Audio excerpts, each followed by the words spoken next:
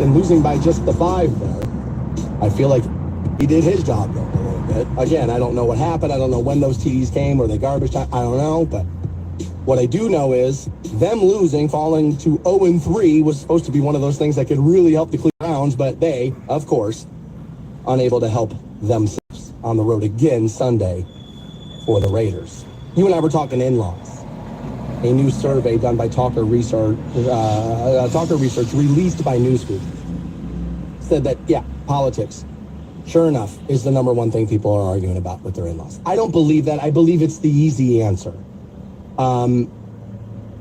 Let's be honest, some of the arguments you're having with your in-laws, embarrassing, hope no stranger would ever hear about, right? So, oh yeah, the politics, yeah, the Harris-Trump thing, we just can't stop screaming about it. I think there's some of that. Also, when this was done, I mean, we are headed into election season, right? We're getting closer and closer. So more top of mind, more topical. Next thing you know, biggest answer out there. I think it happens that people have these arguments. I've seen it happen in my own, at my own family gatherings. So I'm sure it happened at yours. Parenting decisions was another big one. I get it. Money. I bet those two overlap a whole lot. Well, where are we sending the kid to school? Your parents are going to think this. My parents have an opinion on this. Gender or sexuality came up only about 3% of the time. We'll, I would imagine, see that number grow over the next handful of years, and then, after that, handful of years. And they say because of how many arguments people are having with their in-laws, 27% of people said they would not enjoy a weekend with their in-laws. I bet that's, again, I want to use some optimism here about how often you're seeing your in-laws. Like on Everybody Loves Raymond, why would you take them on vacation? They live in your backyard, right? So of course, that would seem crazy. If you don't see them all that often, they come into town or whatever, and we're going to go away, let's go to Put-in-Bay for 3 days, whatever it is, then I could see that. Now, I'm not necessarily the kind of person who wants to go away with a large group of people, but whether or not I could do that with the people you're related to, if that should come up, I think would be on my radar when thinking about marrying you, spending a lot of time with you, and the like. That would be on my radar for sure. Never been married. I've never necessarily, and again, I've had girlfriends and dealing with their families, and that can be tricky. It's not going to be the same thing as being married. It isn't. And I understand that. My biggest argument, I don't think most people would ever have, my biggest argument between girlfriends, families, and me, is that I notice too many things and I tell you all about them. It's exactly why the last girlfriend was like, no, you're not, we don't do this. We don't do that. They all live here. They all work here. They all are a little paranoid about the fact of you know what I mean? So, nah, we don't really do that. Arm's length because of that. And I get that. That makes all the sense in the world. There are people who are like, oh, God, no, I don't know. I don't want that. You know what I mean? I don't want that in your... I understand it. I get that.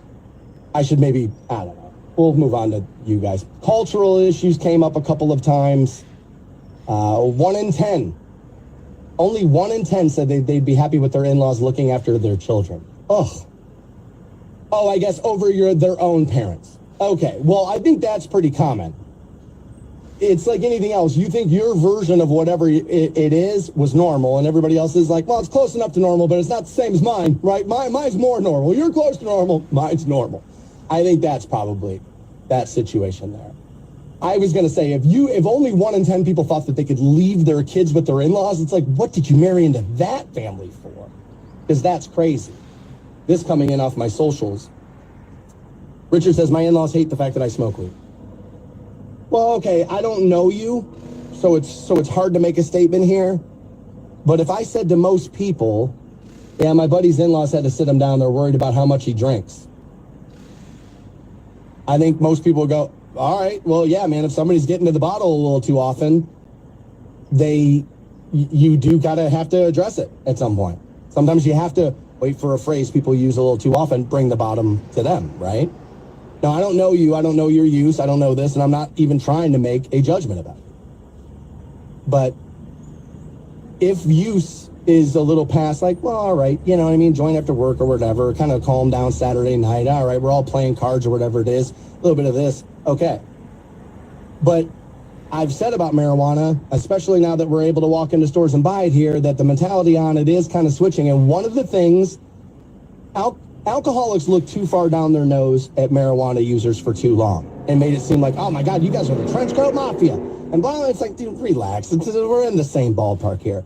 But the flip side of that coin is too many people I know smoke weed morning, noon, and night all day and look at people who binge drink on Saturday night like they have a problem. You see what I'm saying? I don't know you, man. So it's hard to make the assessment, and I don't even know if that's what you were looking for me to do there. But if they're raising an issue about it, is it solely because they're the type of people who just have an issue with the fact that you smoke marijuana at all? Those people exist. Again, I don't know the situation, the players involved. Is it that, or maybe is it that some of your use does need to be examined? Let me tell you why I ask. Hello. When dealing with a past relationship and talking about how you interacted, meaning me, welcome to with the channel, that situation and children, I said once upon a time this: when they come to my house, you know what's locked up in my safe like it's a weapon? My marijuana. When I pack a bag and go over there, I don't take marijuana with me. I'm going over there to spend time with them. These two things don't overlap for me. And the amount of people who thought I was like a square for that position. Again, not my children. It was a different way to approach. There's a lot, too much to get us sidetracked in there. But you take the point is what I'm saying. Is that enough people listening to me were like, oh my God, way to go overboard, nerd, square, what do you read, Bob? Right, like kind of one of those things. So I don't know where you are on that line. It's hard to make the assessment. It's like if you're arguing, and again, we're just talking about what in-laws argue about. You could just be saying, well, I don't give a damn what they don't like or what they do like, this and that. I'm just telling you what the argument is. Fair enough. I don't know where you are on that line, but if people are concerned about what you're doing, it's not always them being in the wrong. Sometimes human beings do need to be told what you're doing is a little concerning. A lot has been made recently, and by recently I mean a couple of years even, about information and what's been happening to it, what you can believe and what you cannot believe. Now, I've said forever, I don't believe the news started lying when we got $1,000 supercomputers we could put in our pockets. That seems like a crazy time to start doing that, but maybe I'm wrong. The way information has gotten screwed up quite a bit in this country, world even, is how many times have you pressed play on something and have seen this based on a true story and walked away thinking, yeah, that's what happened. Nah, what happened. Not what happened. Once you put that statement on the screen, you pretty much changed the story to, well, based on, inspired by. But these things are real stories, a lot of them. And it has screwed up what people think and believe. Now, I think there's another area where this has been happening, and that's the documentary world. First, I can't tell you how many times I've seen a streaming service put a docu-series in the documentary section. That shouldn't be. Now, I know, welcome to the AI program and the algorithm, not knowing similar titles and this and that, bottom moving it. Okay, but you got to be careful what we let people say on Facebook because people are so stupid that they can't access the stuff because they're too dumb to handle. Okay, well, you got to be careful about what we're calling a documentary on a streaming service. I've been saying for a while, I think what we're doing now, and you think this too, with a lot of documentaries, we're making movies that are entertaining, and we're calling them documentaries so we feel better about who we are while we're laying around on the couch watching them all day. It's not TV, it's not entertainment, I'm learning. It's documentary, getting smarter. It's a cool trick they play. Smart?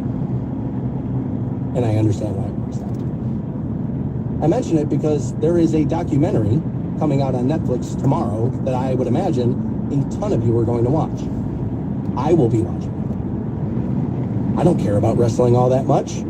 I pay attention a little bit. I know a lot of people who listen to the radio station do like it, so it's like, all right, don't ignore it. It's not necessarily my favorite form of entertainment. Okay, have your fun. Vince McMahon's an interesting guy. And there's blood on the track. And I want to see blood on the track. So I'm going to tune in and watch it. Is what I'm going to see tomorrow going to be the real story? True story? Well, how the hell do I know? This is my overall point about information. How the hell do I know?